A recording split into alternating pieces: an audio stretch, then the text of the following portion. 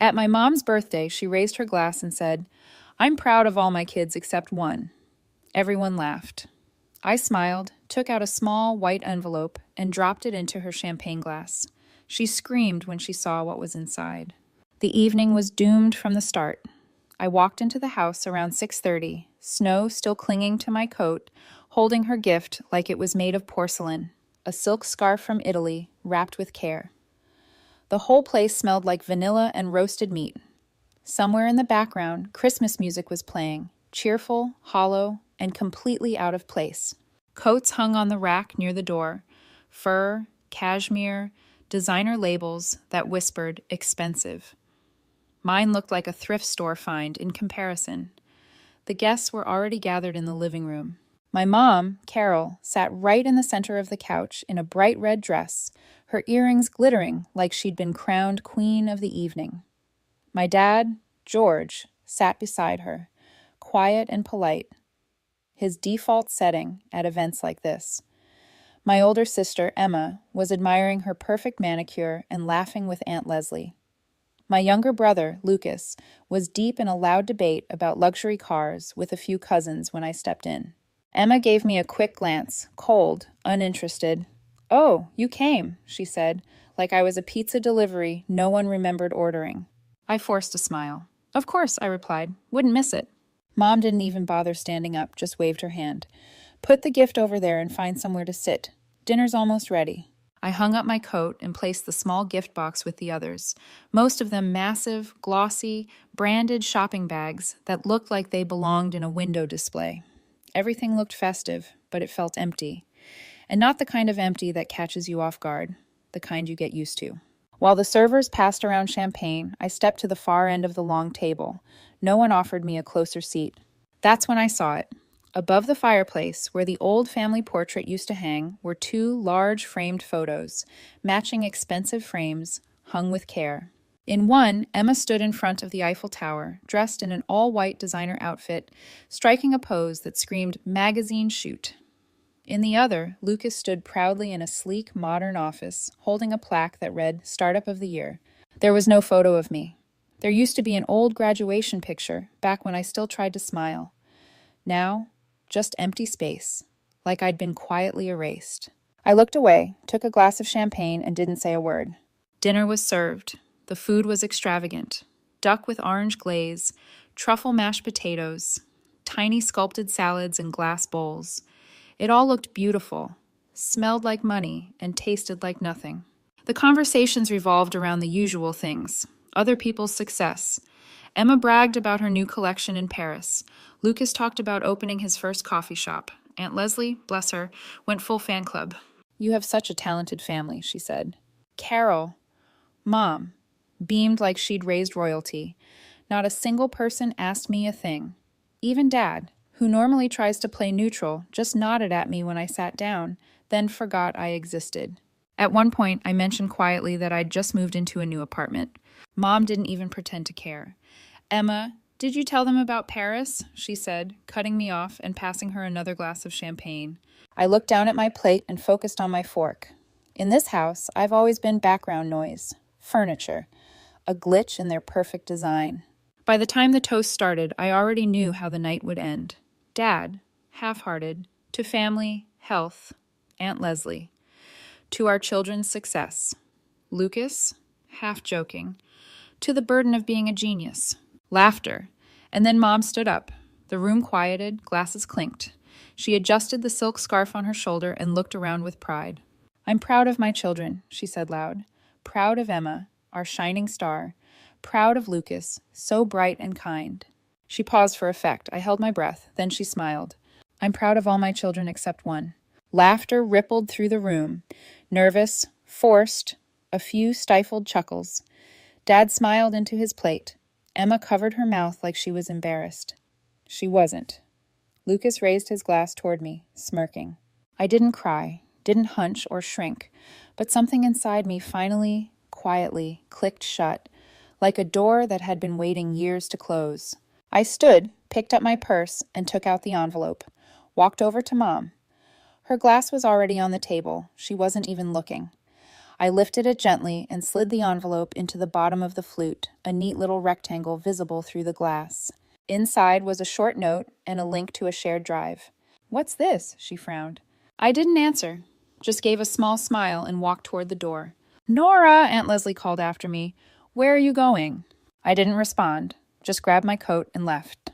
Outside, the sky was already dark. The snow fell in soft, lazy flakes, glittering under the street lamp like scattered diamonds. I took a deep breath of cold air, and for the first time in a long time, I felt it.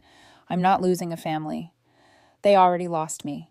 I shut the heavy front door behind me and stepped into the cold hallway. Then I stopped.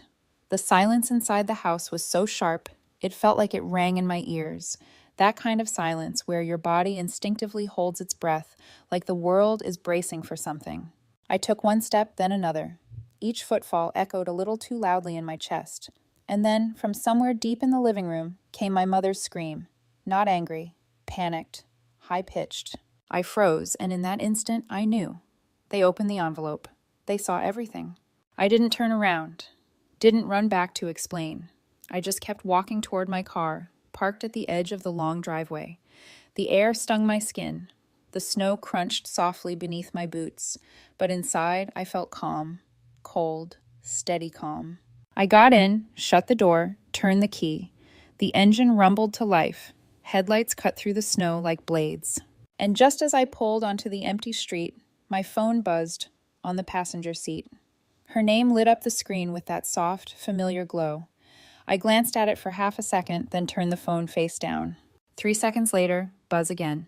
I gripped the steering wheel tighter. Buzz, Lucas. Then came the text from Emma. "You need to explain. How could you do this to us?" No expression on my face, just silence. I flicked the phone to silent, let the vibrations fade into nothing, and kept driving forward, through the snowstorm, through the night, through every guilt trip they'd ever fed me. The pressure to stay quiet, to be the peacemaker, to forgive without reason. Because now I understood. What they really wanted wasn't peace. It was silence. And I wasn't giving them that anymore.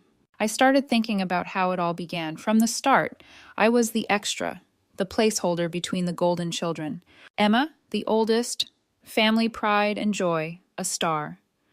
Lucas, the youngest, bright, charming, endlessly adored. Me, the space between them, the backdrop. Mom used to say, "You're so independent, so easy." Easy meant invisible. When I won awards, I got a silent nod. When I moved into my first apartment, a smiley face in the family group chat. That's it. When I asked for help, "You're strong, you'll manage." So I managed, worked, paid rent, covered bills I couldn't afford, sent money to help them out, even when I was barely scraping by, quietly hoping, naively, that maybe one day they'd see me, that it would matter. But the truth was different.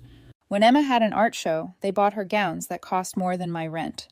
When Lucas dropped out of yet another program, Mom took him out for mental health lunches at 5-star restaurants. Me. When I asked for a small loan to get a root canal, Dad sighed and said, "Times are tough. We just can't afford that right now." Meanwhile, they were shopping for Emma's new car. It might have stayed buried if not for one slip, a passing comment from Mrs. Burton. "Such a shame they sold that house near the park. Your grandfather was so proud. He left it to you." That stopped me cold. What house left to me? I didn't believe it at first. So I dug. Property records, tax filings, old estate paperwork, city archives, and there was a will, clearly naming me as the heir to the house. Forged authorizations signed behind my back. Bank records showing years of rental income going straight to my parents' accounts, thousands and thousands of dollars, while I rationed groceries and worried about rent. I sat with it for a long time. Do I tell them? Walk away quietly? Take them to court? But the decision came the night Mom lifted her glass and said, "I'm proud of all my kids except one," and everyone laughed. Emma smirked. Lucas raised his glass at me, like it was some kind of inside joke. That's when I knew. There would be no apology, no admission, no closure. Just them and their story, where I was the problem. And now, driving through the dark, phone buzzing in the seat beside me, I knew one thing for sure. I did the right thing. It chose me safe, and I would never let them choose for me again. I woke up the next morning to silence. The phone had finally stopped buzzing. When I opened my eyes, the screen was lit up like a Christmas tree. 53 missed calls, 27 texts, 11 voice messages. Emma, Lucas, even Aunt Karen, who I hadn't heard from in 10 years, suddenly remembered I existed. I scrolled through the messages with one finger. Some were desperate. "Sweetheart, we can fix this. We're family." Some were threatening. "If you go public with this, you'll destroy all of us." And a few were just plain nasty. Typical. "You've always been ungrateful." I set the phone down. Didn't answer a single one. By lunchtime, another message came in. This time an email from my father. Short. "Be reasonable. You don't want a war. No one wins." Signed, "Family is everything." His go-to phrase whenever he wanted to sweep something under the rug. Later that evening, another message from Mom. "I'm sorry if we hurt you, but since you've clearly found out, maybe we should talk. We're open to discussing compensation." Compensation. Not. "We want to make things right." Not, "We betrayed you and we're sorry." Just compensation, like I was some disgruntled vendor and not their daughter. I closed the email, turned off my phone. 2 days later, the rumors started. First, a college friend reached out. "Your mom told people you turned down the inheritance because you were focused on your career." Then, a neighbor sent me a screenshot from Emma's Facebook. Sometimes jealousy ruins even the strongest bonds. It's sad to see how greed changes people. And that's when I realized they'd launched a full-blown campaign.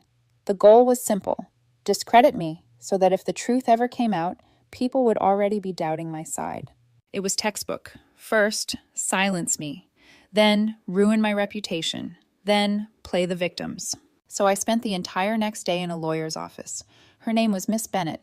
Sharp, no nonsense, mid-40s, with eyes that didn't miss a thing. When I laid everything out, the will, the documents, the tax records, she didn't flinch, just nodded. "You have a rock-solid case.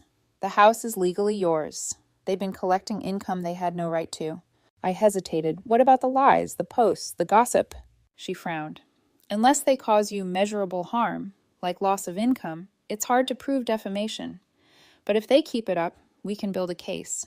You'd be surprised what counts once there's a pattern." I nodded. Her confidence was exactly what I needed. "So what do I do now?" "First, document everything. Screenshots, messages, emails, every single piece. Second, keep everything formal. Third, no more private communication. All contact goes through me." On the drive home, one thing became clear. They weren't going to stop. To them, the truth was dangerous, and I was the traitor who'd chosen herself over their script. But I wasn't scared anymore. I wasn't the old Nora who quietly cleared dishes while everyone toasted Emma. I knew exactly what their family values were worth, and I knew what I was worth now too. That night, I opened my laptop, wrote a new email, attached the scanned copy of the will, attached all relevant documents confirming my legal ownership, and sent it to Mom, Dad, Emma, and Lucas. Subject line: formal notice of property ownership. All further communication through legal counsel. No emojis, no explanations, no begging, just facts. They wanted a war, but they forgot one thing. I'm not their background character anymore. The letter Miss Bennett sent on my behalf was about as warm as a blizzard. 2 pages, 0 pleasantries, and each sentence landed like a warning shot. It laid everything out. The house legally belonged to me, and my parents had collected rent on it for years, while forging my signature behind my back. They had 5 business days to respond, or we'd file a civil suit for restitution and damages, and forward evidence of fraud to the district attorney. It should have felt like a victory, but it was far from over. This was just the opening move. I spent the next 3 days waiting for the sky to fall. The first, nothing. Just silence. No angry texts, no late-night calls, not even a passive-aggressive meme from Emma, which frankly was suspicious. Then it started. Not with a bang, but with a seal. A sleek white envelope slid through my mail slot. No return address, just my name in perfect printed serif. Inside, a revised agreement from a law firm I'd never heard of. The header made me squint. Whitmore Law. The letter was condescendingly cordial. I was encouraged to resolve this unfortunate conflict privately and avoid unnecessary emotional distress by signing a mutual agreement. It sounded reasonable, if you didn't actually read it. The fine print. I'd be surrendering all claims to the property, forfeiting any right to sue, and agreeing never to discuss it publicly. In exchange, a payout that wouldn't even cover 2 years of rent in this city. Oh, and I'd have to sign a lifetime non-disclosure agreement. Classic corporate strategy. Pay the problem to shut up. I didn't even bother forwarding it to Miss Bennet, just tossed it onto the kitchen counter and laughed. Dry, tired, bitter. The next day, another envelope. Same white paper. Same we can resolve this like adults tone. Different terms. Slightly higher payout and a new clause. I'd also have to sign a statement retracting any prior defamatory implications regarding the Hale family's financial conduct. In plain English, they wanted me to say I lied. I started keeping the envelopes in a drawer. I didn't read most of them. I just watched the pile grow. And then I noticed the car. It showed up on Thursday. Black sedan, tinted windows, parked across the street and facing my apartment. Could have been anyone, a neighbor, a delivery guy, a random car. But it was there again on Friday and Saturday. Same model, same spot, lights off, engine silent. I started checking the locks twice, then 3 times. And just when I was starting to think maybe I was imagining things, maybe the stress was getting to me, there was a knock at the door. It was 9:47 p.m. I checked the peephole. 2 men, suits, one holding a clipboard, the other just standing there, hands in his coat pockets. I didn't open the door. "Miss Hale," one of them called out, "we just need a quick signature on something for clarification." "Clarification? Sure. I'm not signing anything," I said through the door. Of course, he chuckled like we were old friends. "No pressure. Just easier if we handle this quickly." I said nothing. After a moment, footsteps retreated. When I opened the door a crack a few minutes later, they were gone. But a folder had been slid onto my welcome mat. Inside, in thick black letters, "This can end now if you sign." That night I called Miss Bennet. My voice shook for the first time since this started. She didn't panic. She just said, "Pack a bag. Go stay with someone. Do not go home tonight." I grabbed my essentials, laptop, documents, the envelope pile, and booked it to Christina's. Her apartment was barely bigger than my old dorm room. The couch had a sinkhole in the middle, and her dog immediately took over my blanket. It was the safest I'd felt in weeks. I broke down for a full minute. No words, just that silent, gut-deep kind of crying that doesn't need sound to hurt. "They're acting like I'm dangerous," I finally said, voice barely above a whisper. "Like I'm a threat." Christina didn't miss a beat. "No, they're acting like you have power. That's new for them." She made tea. I couldn't drink it, but I held the mug just to feel something warm. 2 days later, while I was still camped on her couch, Miss Bennet called, with a different tone, tighter, sharper. "I found something," she said. Turns out Cal Whitmore, yes, that Cal, had advised my family from the very beginning to suppress the will. Worse, one of his junior associates had leaked a thread of internal emails that proved he knew the POA forms were forged. Cal didn't just take on the case. He orchestrated the whole campaign. Miss Bennet filed a complaint with the state bar before lunch. By dinner, we'd forwarded the new documents to the district attorney's office. And just like that, the air changed. Suddenly, the silence wasn't mine. It was theirs. No more letters, no more cars. Nora Hale had stopped playing defense. We didn't announce anything publicly. No posts, no leaks, no threats. We just prepared for trial. And that's when they made one last attempt to buy me off. Another envelope, this one delivered by courier. Inside, a 6-figure offer, a pre-written apology, and a full release clause. All I had to do was sign and pretend none of it ever happened. I stared at the paper for a long time, thought about the years I spent scraping by, while they collected rent off a property I didn't know I still owned. I thought about every holiday dinner where my chair was optional, every text left on read, every time I got, "We can't help right now," while Lucas got another gift-wrapped safety net. Then I thought about the knock at my door, the folder, and I set the offer on fire, literally. Christina's sink had scorch marks for a week. Worth it. The next morning, the DA's office called. "We're moving forward with criminal charges," the woman said. "Forgery, fraud, possibly identity theft. We'll need you to confirm some signatures in court." I said yes. I didn't even flinch. They say courtrooms are where the truth comes out. That's generous. Courtrooms are where truth shows up wearing a blazer, sits stiff in a chair, and hopes someone believes her before she runs out of time. Here's section 4 of the rewritten story with punctuation added, continuing exactly where we left off. The day of the trial, I wore navy. Not black, too grim, not gray, too apologetic. Navy said, "I'm not here to mourn, I'm here to be heard." Cal Whitmore was already at the plaintiff's table when I walked in. Expensive haircut, gold watch, perfectly folded pocket square, like he was auditioning for a legal drama where no one ever loses. He didn't look at me. Mom did, just briefly. She was sitting beside Dad, who looked like he hadn't slept in a week. Emma wasn't there. Lucas was. His expression said, "I didn't sign up for this," which was funny, considering he actually had signed things illegally. I sat beside Miss Bennett, who passed me a folder and whispered, "Stay calm. Let the evidence speak first."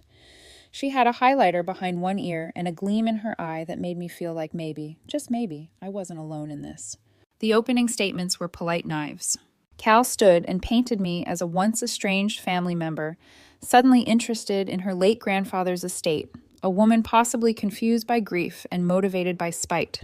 I didn't flinch. I just thought, he's good, not truthful, but good. Then Miss Bennett stood. She didn't raise her voice, didn't pace. She just let the facts land one by one, the will clearly naming me as the sole heir to the property, the forged power of attorney documents, years of rent flowing into accounts I didn't know existed, the sudden smear campaign once I questioned it. She ended with, "This isn't about family tension, it's about theft," and sat down. Testimonies followed. The handwriting expert explained how my signature had been digitally copied and pasted onto rental agreements. Then came the surprise. Mrs. Burton. Yes, that Mrs. Burton. The chatty neighbor whose slip-up started this whole thing.